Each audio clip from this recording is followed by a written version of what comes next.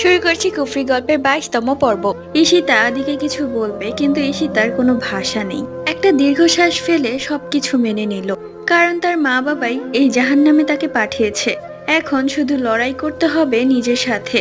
পরদিন সকাল 6টায় কে যেন ইচ্ছে মতো দরজা বাড়ি দিতে থাকে।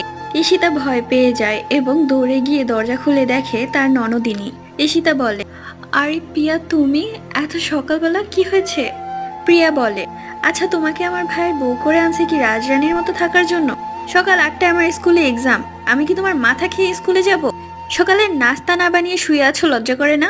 বলি, সব মানুষ কি তোমার মাথা চিবিয়ে খাবে?